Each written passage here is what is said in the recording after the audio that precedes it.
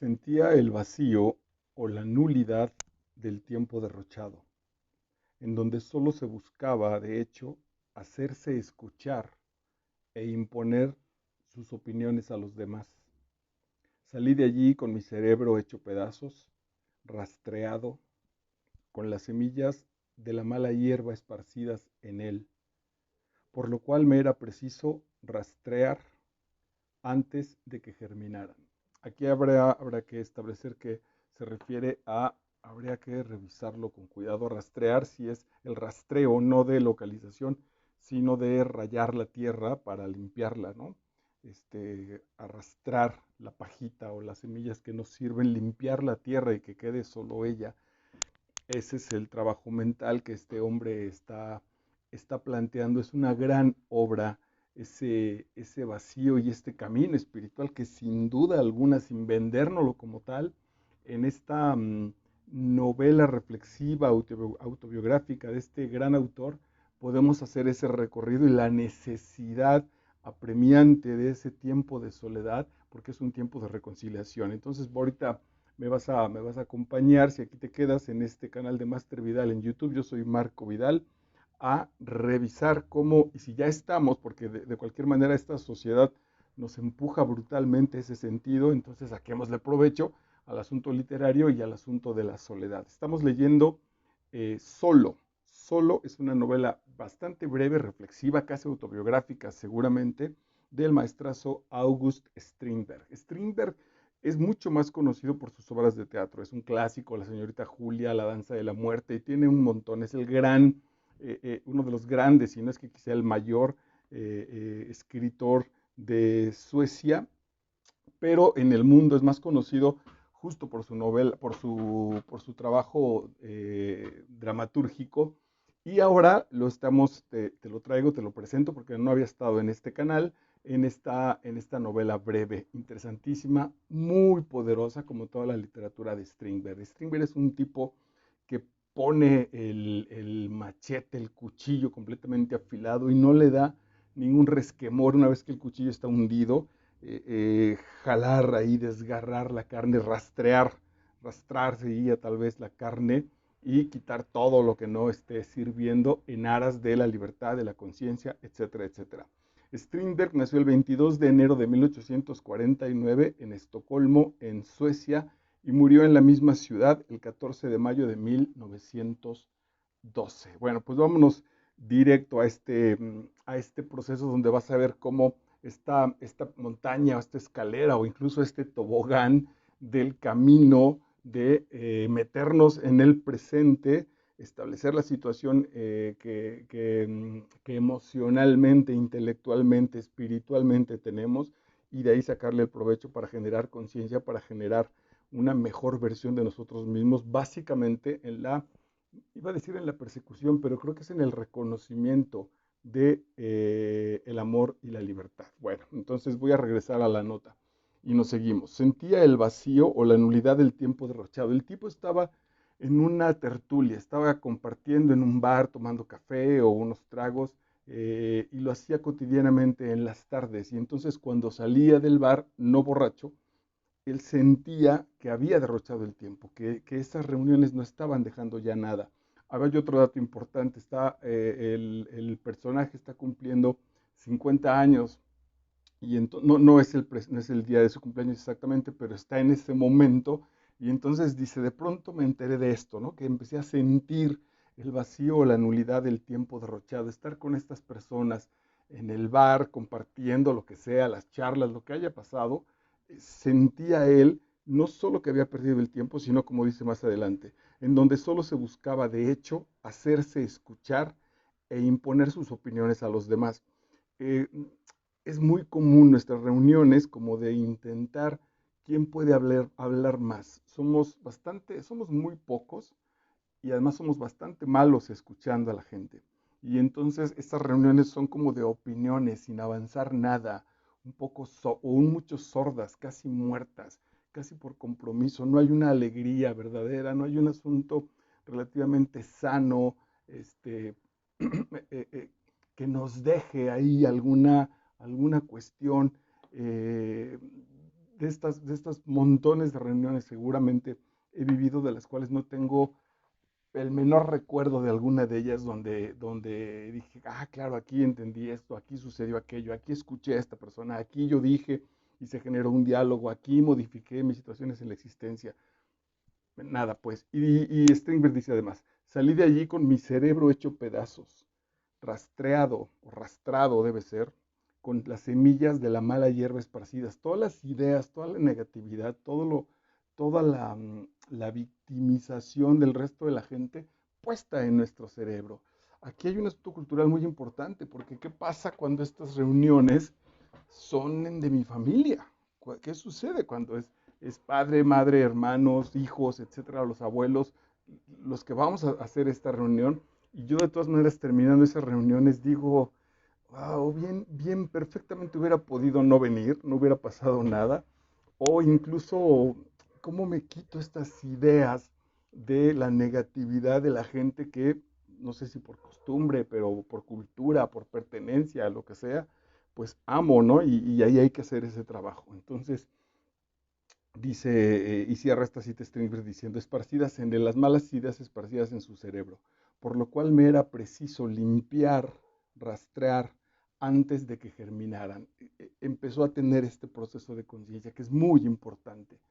Va Strindberg, el personaje de Solo, a esta reunión, la pasa mal, siente que el tiempo se le lo desperdició y se queda con las ideas negativas que se vertieron ahí en el bar, en la mesa, y entonces el tipo dice, bueno, pues ahora llego a mi recámara y en mi soledad me limpio, quito eso, quito de mi cerebro toda esa paja, toda esa basura y dejo la tierra relativamente fértil, ¿no?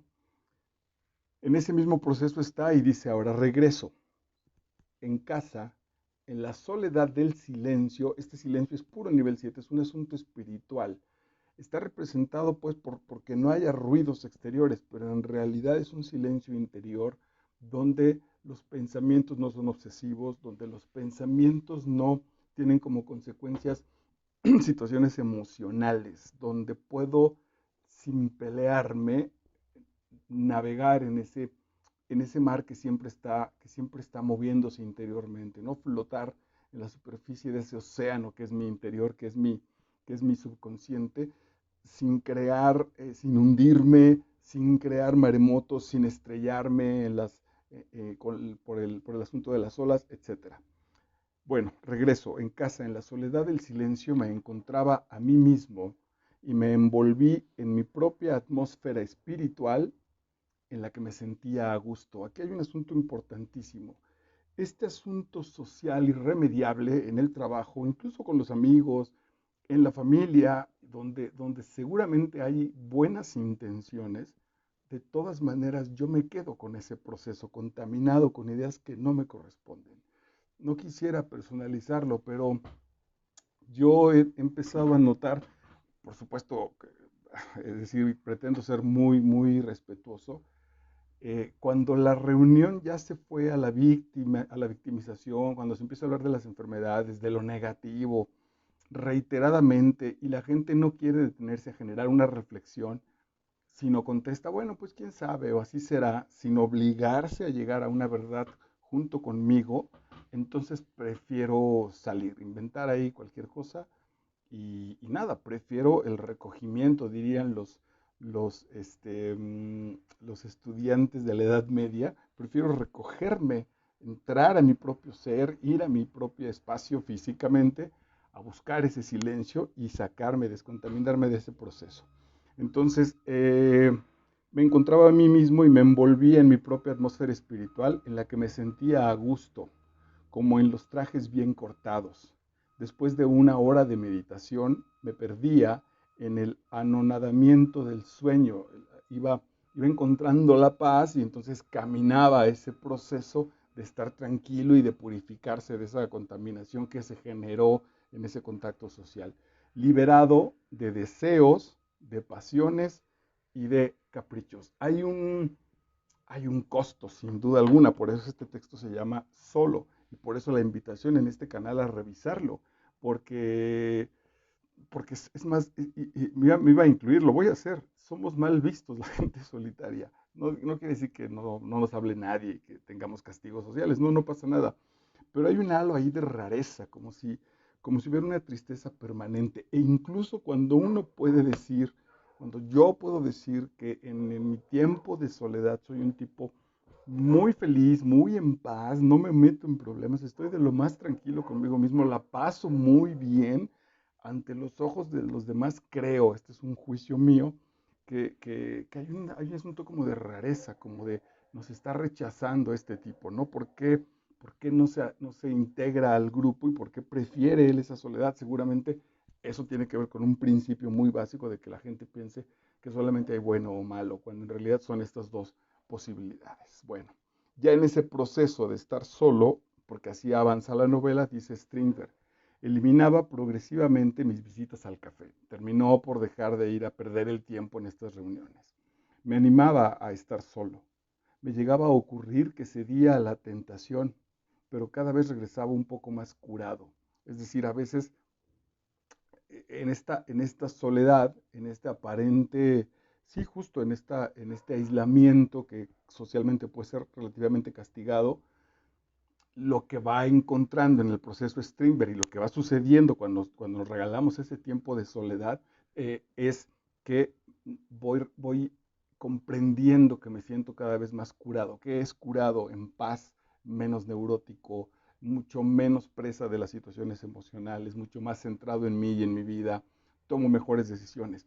Hice una pequeña pausa aquí porque es muy probable que digas, ok, yo estoy solo, pero ¿qué tal tu relación con las redes sociales, con la televisión, con la voz constante del exterior puesta en un aparato electrónico? En realidad no estás solo, en realidad incluso estás medianamente adormeciendo o, pues sí, intentando justamente lo contrario, matar ese sentimiento de soledad a partir del ruido. Por eso no es una reflexión ni es propiamente un diálogo, es ruido que está puesto ahí para sostener nuestra existencia. Eso sí puede llegar a ser bastante triste, ¿no? Que yo me sienta tan solo en un término ya psicológico y en un término hasta como de castigo conmigo mismo, que entonces para sostener mi propia existencia, lo que empiezo a generar es esta situación de escuchar el ruido del exterior, puede ser en las redes sociales, te decía, o con la imagen en la televisión, en este mismo canal, que es un arma de doble filo, porque si bien YouTube puede tener contenido maravilloso, hay unas cosas que luego yo descubro, acabo de ver una charla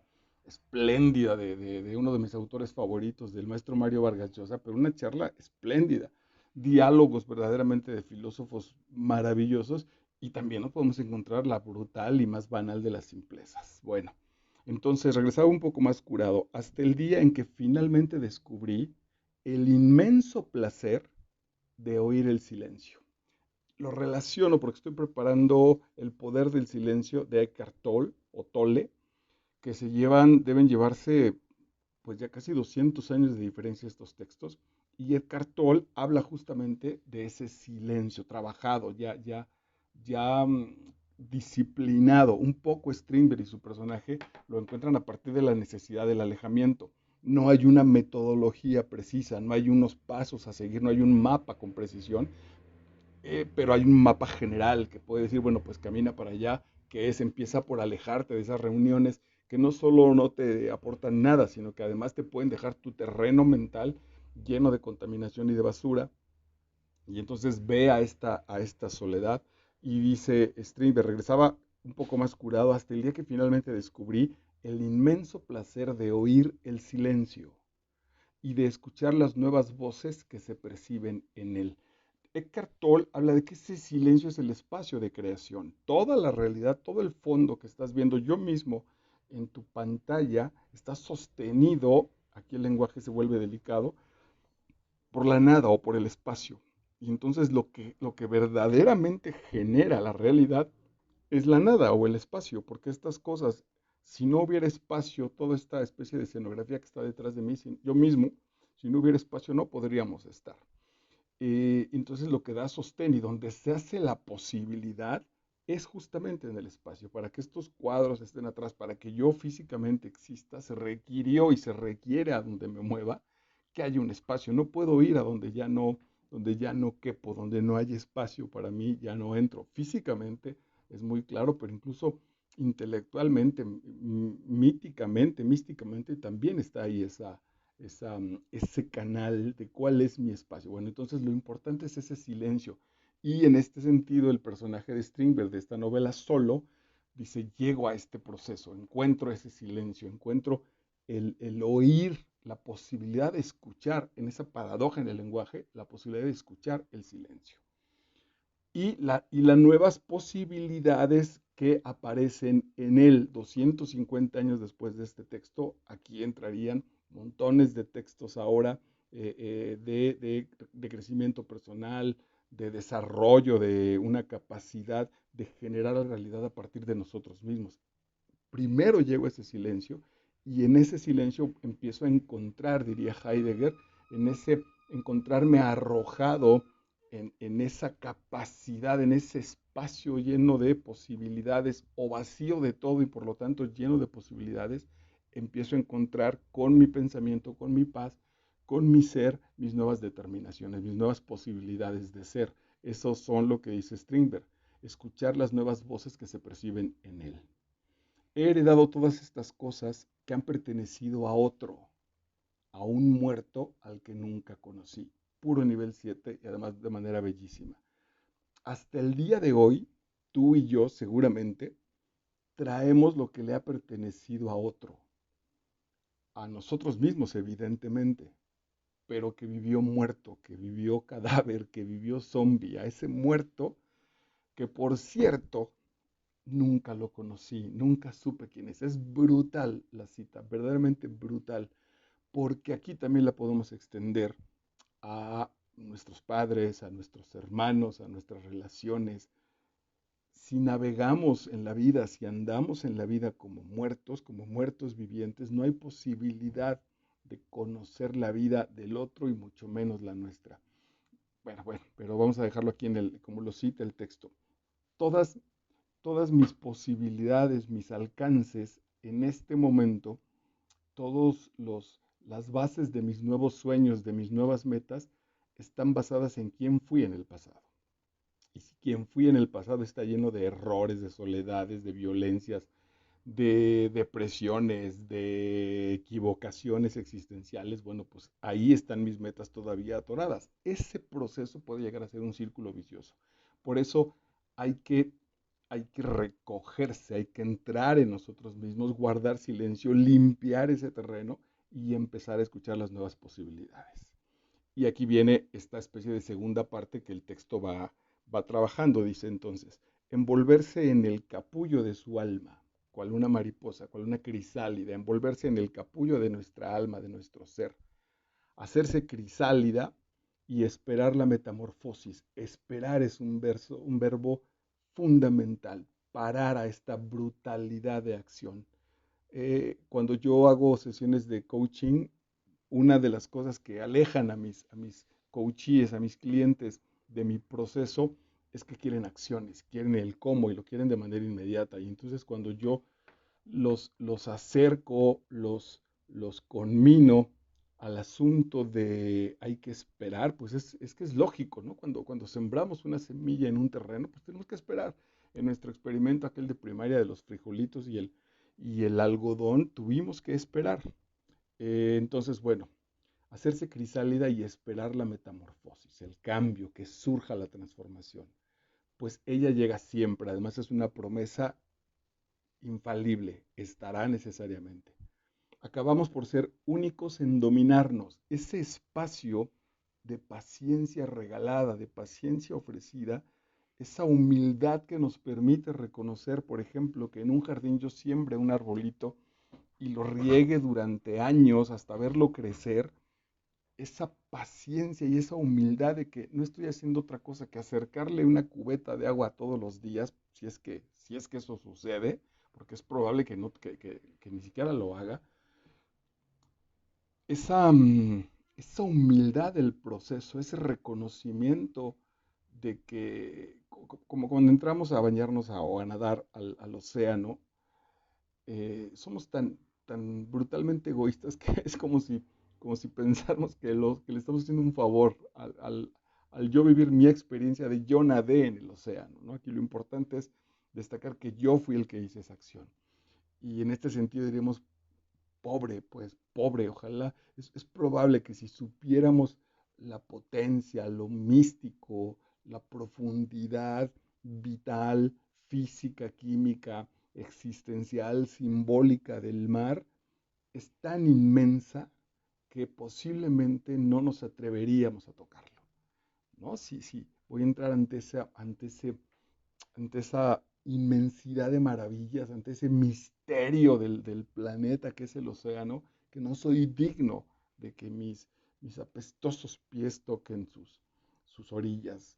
Es muy probable, pero claro, como estamos en el asunto contrario, entonces no pasa nada y hago mi selfie y bendito el Pacífico, el océano, los golfos, etcétera, las playas, porque soy yo, ¿no? Como aquella vez que corrí muy emocionado la primera vez que pude estar cerca del mar Mediterráneo, porque para mí significa y simboliza un montón de cosas a partir de lo literario. Entonces salí corriendo a meter los pies en alguna playa de Valencia para sentir el Mediterráneo. La experiencia es básicamente la misma que en cualquier agua es agua, pero es esa carga espiritual que también es válida, o la vez que corrí también muy emocionado cuando me dijeron ahí a 15 metros está el Guadalquivir en Sevilla y a rendir homenaje a mis historias literarias, ¿no? Pero aquí lo importante, más allá del asunto de estar o no presente, es que hay una especie de reconocimiento de estas fuerzas,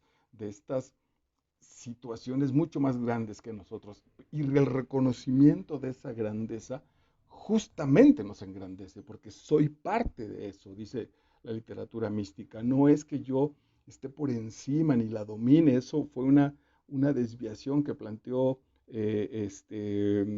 pienso, luego existo, se me escapó el nombre de René Descartes, que planteó para el dominio de la materia, en aras de buscar un asunto que le diera una sustancia y que dijera, ok, sí, entonces pienso, existo, erradicara esa duda existencial. Bueno, no nos vamos a desviar tanto. Entonces, entra Strindberg a ese proceso y dice, envolverse en el capullo de su alma, hacerse crisálida y esperar la metamorfosis, pues ella llega siempre.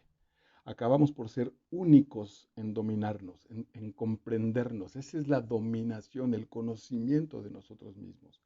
Ningún otro pensamiento controla mis pensamientos. No hay una estructura determinada, la ganancia, el placer sexual, el agandallamiento, el desmadre. No hay una zona per se que estoy persiguiendo para alcanzar una experiencia. Entro y descubro el terreno de las posibilidades.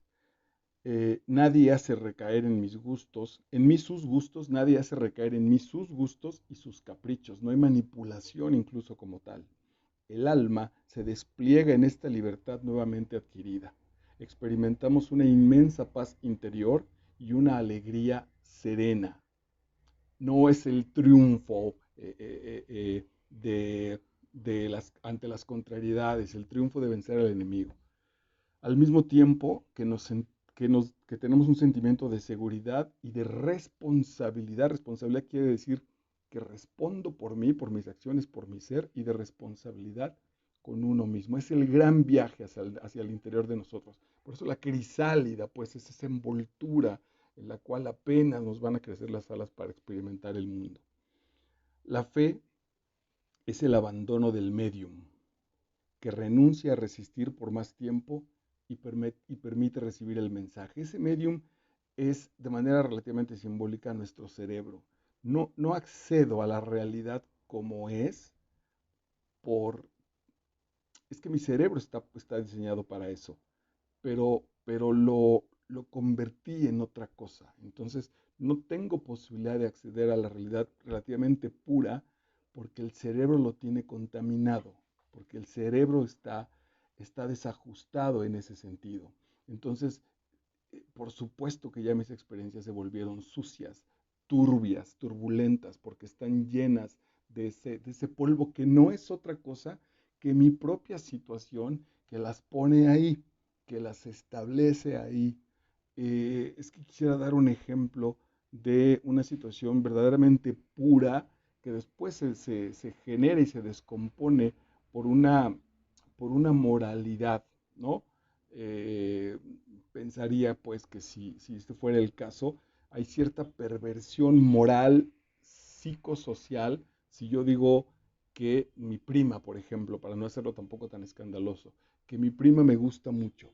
Si yo reconozco y digo, wow, mi prima me atrae sexualmente, esa, ese germen de naturaleza que por naturaleza está, que viene encaminado, también ahí vienen las construcciones culturales que son muy válidas, que viene encaminado, lo puedo llevar a otro lado, ya lo tengo. Me sucede a mí cuando hay una mujer que me gusta, y me ha pasado en toda mi vida, cuando hay una mujer que me gusta y me acerco y ella me dice no tenemos la misma correspondencia de gustos. Ella dice, no, pues no quiero, no te acerques así. Ese sentimiento, ese gusto, por las razones que sean psicológicas, escondidas que hayan aparecido, el asunto es que ya está puesto ahí, ¿no? De manera casi natural, Schopenhauer diría, pues es la voluntad de poder y la voluntad de crecimiento. Ya está puesto ahí, es el inconsciente, diría Freud también, que intenta reproducirse, que intenta mantenerse, pero se encuentra con la cancelación. La otra persona dice no. Muchas de esas situaciones yo entonces he conseguido a partir ya de las estructuras culturales generar maravillosas amistades con esas mujeres y terminamos siendo amigos. Algunas de ellas incluso ni se enteran que en algún momento me gustaron, que en algún momento yo dije, wow, quiero con esa mujer. Y entonces a mí en el interior me da un enorme orgullo, es algo que no sé si había compartido nunca, porque logré entonces esa fortaleza de la naturaleza, gracias al asunto cultural, reencaminarlo sin que se vuelva una frustración, sin que se vuelva una situación eh, de un shock o de una fractura en mi interioridad. Entonces, eh, lo digo por esta cita, cuando Strindberg dice, la fe es el abandono del medium, suéltate a entrar a la vida, a la realidad, sin la contaminación de este medium, que sobre todo es en las conversaciones que yo traigo. Hoy mismo, a quien le mando un enorme abrazo, hoy mismo una querida amiga fallece alguien muy cercano, en la mañana falleció alguien muy cercano a ella, a quien ella quería muchísimo y nada, pues a lo largo del día hemos compartido ahí algunos mensajes y ella tiene cosas que hacer, ella es una parte fundamental de la estructura sólida de la familia, no obstante su corta edad y etcétera, es un pilar para que esa familia no se caiga. Y ella preguntaba hace un rato, ¿y a mí quién me sostiene? Está ahí el proceso justo, ¿no? Ese, ese aquí a mí quién me sostiene es una pregunta de un eco social, de, de cierto victimismo, le decía yo. Aquí el asunto es soltar ese medium y cuando sueltas ese medium que te dice yo también soy víctima, cuando desaparece te enfrentas entonces a una realidad que ahí está y que aparece como nueva. Hace también algunos días me encontré, ayer también lo tuve que platicar con un gran amigo, antier lo hice, porque la belleza se me apareció así a la mitad de la nada, iba yo andando por la vida como si nada, y de pronto se me aparece una estampa de una belleza y de ay, se me escapa de una sensualidad mezclada con una inocencia. Esa estampa está tan frontal, tan encubierta por otro lado, pero tan abierta a una posibilidad de ser vista y expuesta por ella misma a ese véanme cargado de inocencia, cargado incluso de juego, sin ninguna vulgaridad de por medio, que me sacudió profundamente. Me tuvo 3 o 4 días, miren, pero temblando casi literalmente del asunto de qué bárbaro, qué fue lo que vi. Y el problema, si es que lo hay, no hay un problema en esto, ¿no? Cuando cancelo este medium, entonces la realidad me lo aparece y yo he vivido 3 días verdaderamente maravillosos de solo mirar eso y lo que se ha puesto en mí, todo lo que ha generado en mi interior, desde cuestionar mi virilidad, mi edad, mi situación social, y esa estampa o quien representa esa estampa ni siquiera lo sabe.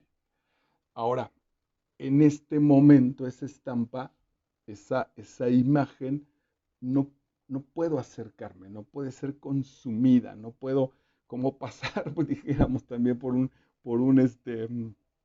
camino europeo, un mall, una tienda maravillosa y saber que ahí está, voy a poner, perdón por abaratarlo tanto, y está el producto maravilloso, pero no lo puedo comprar. No, ahora no lo puedo comprar, no está en venta, es más, justo ahí sería un buen ejemplo, no está en venta. Así que, bueno, pues velo, disfrútalo, agradece que ahí está, pero no es, o incluso quizá no es para ti. Ese es el gran elemento también, ¿no? No es para ti. Y eso también carcomió todo mi asunto viril, de decir, ¿cómo no va a ser para mí? ¿Por qué chingados no? O de envidia, ¿no? Reconocer que también puedo vivir con esa envidia y que no pasa absolutamente nada, que no es algo que me frene, sino todo lo contrario, que puede potenciar muchísimo esas situaciones. Ese es el medium que si lo soltamos, entonces dice, la fe es el abandono del medium que renuncia a resistir por más tiempo y permite recibir el mensaje. Hablando con este gran amigo sobre esta experiencia de la belleza que me sacudió profundamente hace 10, 12 días, me dijo, bueno, pues es que esa es la vida. Esa es la vida. Lo que sucedió fue que te asomaste, te regalaron un pedacito de vida en todo su esplendor, ¿no? Porque la vida que nosotros tenemos, estamos tan alejados de ella que si empieza a chispear, cierro mi ventana, por ejemplo, en mi casa, o me protejo, ¿no? Si hay ahorita, a mí me gusta mucho, me gusta particularmente, prefiero el frío ante el calor, y sin embargo los dos pueden ser muy disfrutables. Y en mi situación neurótica, enseguida pienso en que me voy a enfermar, o enseguida pienso que el calor es insoportable. Y son solo situaciones vitales que si cancelo el medium, las puedo vivir a plenitud.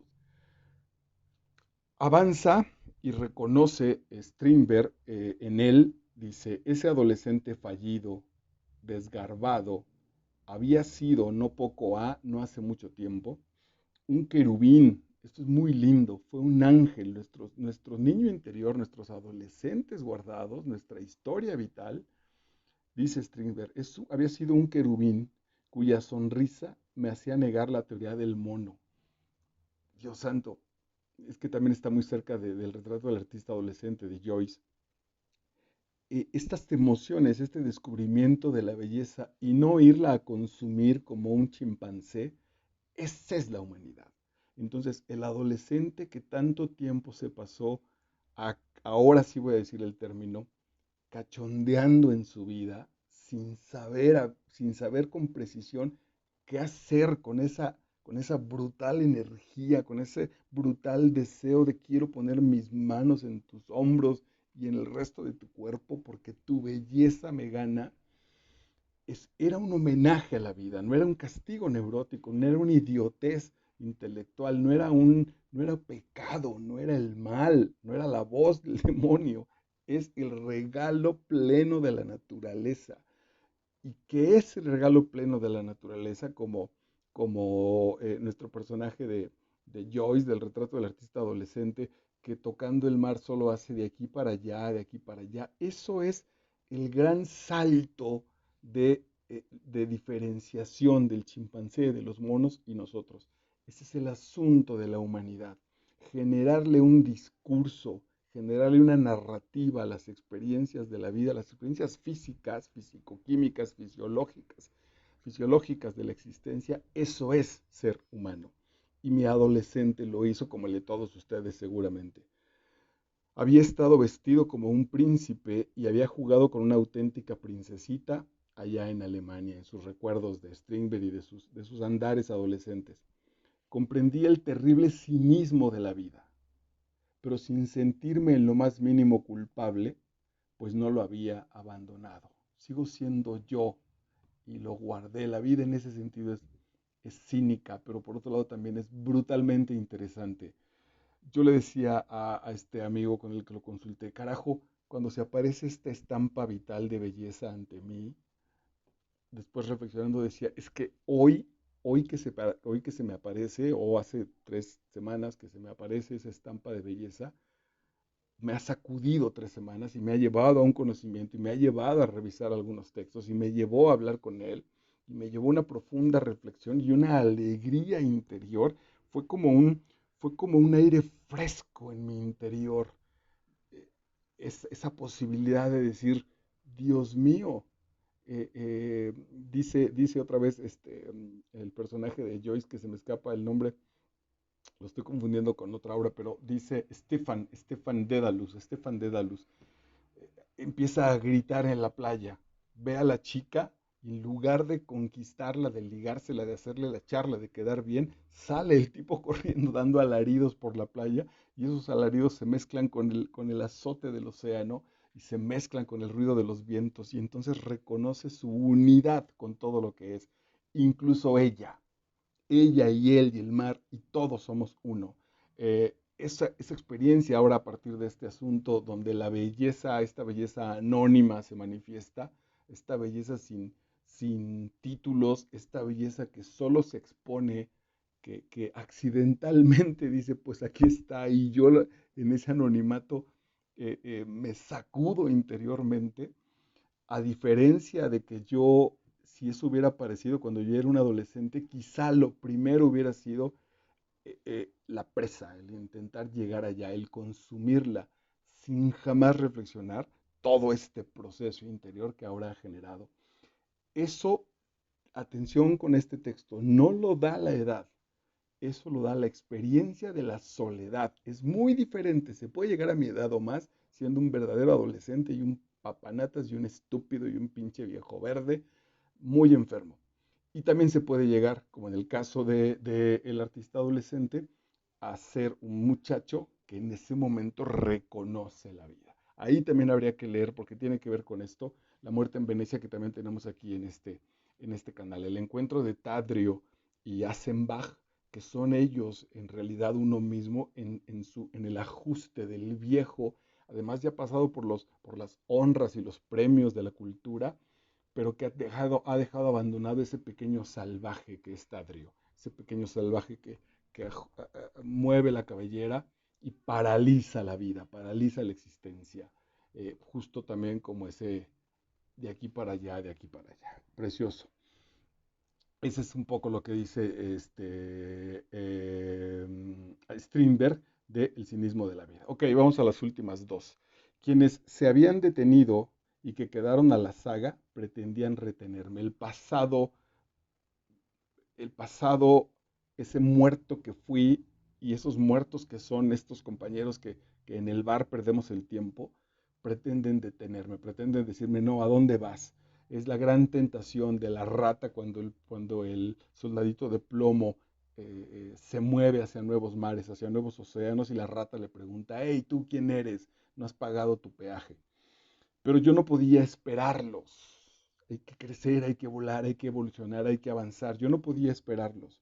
Por eso debía ir solo a la exploración de los desiertos. Estos desiertos son interiores, por supuesto, son estas novedades que en este momento de mi vida aparecen, pero no es el número el momento de mi vida. No importa si tú tienes 20 años o tienes 80, es este presente donde se abren las puertas de esas posibilidades de caminos y de senderos nuevos. A veces, burlado por un espejismo, debería desandar lo andado, recomponer mi camino, burlado por el espejismo de la realidad, volver hacia atrás, pero no más lejos del cruce de caminos para partir de nuevo hacia adelante. Se vale regresar, es genial el texto, se vale regresar al punto donde tomé las decisiones, pero solo para continuar adelante, no para seguir siendo el mismo, ni para cometer los mismos errores, ni para regresar y ver dónde modifiqué el camino y quedarme ahí arrastrado en el castigo o quedarme ahí arrastrado en la victimización. Con esta aparición de belleza anónima que recién tuve, el camino al que regreso es, ok, están estas posibilidades. Ante esto, yo muchas veces caminé por estos senderos y fueron dolorosos, fueron, fueron brutales algunos de ellos, fueron muy castigadores. Hoy no pretendo ir a generarle a la vida nada, no hay un compromiso de conquista de nada. Entiendo que no fue de manera gratuita, que este anonimato de la belleza, este anonimato de esta imagen que aparece, por algo sucedió, para algo sucedió, trae un sentido que no acabo de descubrir, pero que no lo voy a ir a agotar con mis pensamientos o con mi vieja historia. No es para una presunción en ningún sentido. No es una mariposa. Tengo otra obra en la que dice el personaje, el cambio del personaje, bien establecido en el que dice, bueno, pues ok, hoy está esta mariposa que he pescado que he atrapado en el bosque, y le estoy tomando fotos y la conozco y le tomo las medidas y después abro la ventana y que se vaya, como en este asunto como científico, porque antes lo que hacía era clavarle una aguja y ponerla en mi pared o en la tabla de mi colección de mariposas disecadas. Pero esas mariposas disecadas corresponden a otra estructura, a ese hombre muerto, a ese hombre histórico, ese hombre carente y por lo tanto en su carencia se pone a presumir lo que algún día tuvo. En una carrera inagotable, ¿no? Porque siempre va a haber alguien que tenga más mariposas, o porque siempre va a haber alguien que diga, pues tendrás todas tus colecciones de mariposas, pero para mí mi favorita es esta que es mía y no hay manera de ganar en ese sentido. Esta nueva posibilidad, esta nueva manera de decir, esta belleza anónima que aparece, hay que abrirle la ventana, hincarse de agradecimiento por la aparición, para rendirle un homenaje, el homenaje que se merece en su inocencia y en su gran y espléndida belleza, en ese regalo que sin siquiera saberlo ella o él, hablo de la imagen, posiblemente me hizo, en ese sostenimiento justo de un anonimato que está ahí puesto, que no hay que ir a desvelar, no hay que ir en este momento a desgarrar eso para ver quién está detrás de esa brutal y maravillosa belleza. Este hombre y yo con él en esta lectura digo, ahí se quedará. Si esa belleza algún día se va a desvelar, por hoy ya cumplió su proceso y ya no será un asunto mío. No más cazador, no más cazador, un espectador emocionado, profundamente sacudido por los brutales y hermosos regalos que la vida de manera continua ha estado haciendo. Esto no, la tesis de este libro no es que esto viene por conocimiento, ni por ejercicios espirituales, ni por lecturas. Viene por soledad. El proceso de recogerse a sí mismo y estar en soledad limpia esas ventanas, limpia estas mirillas, y se puede empezar a ver las cosas que siempre han estado ahí, pero que mi fe, no es mi fe, lo puse aquí, que el medium con el cual estoy entrando a la realidad siempre me ha dado otras determinaciones, muchas de ellas dolorosas. Ok, entonces, y finalmente dice esta cita, trabajamos en Solo del maestro August Strindberg. Dice, me sentía dichoso de haber llegado por mí mismo al punto en que podía gozar de la felicidad de los demás. De la felicidad de los demás no es la felicidad que les arrebato, de la felicidad de que sean ellos. A mí me da felicidad que ella sea, que él sea, que mis hijos sean, que mis amigos sean. Con solo ser, eso es mi felicidad, ese es mi regalo. Sin la menor amargura, el menor pesar o el mínimo temor imaginario, sin dejar que este enfermo empiece a generar sus historias.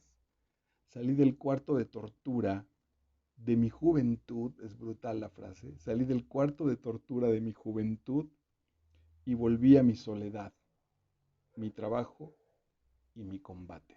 Es un genio, en una obra relativamente poco conocida, Solo del maestro August Strindberg. Soy Marco Vidal, este canal es Master Vidal. Ponme tus sugerencias, tus comentarios y nos encontramos en la próxima entrega. Chao.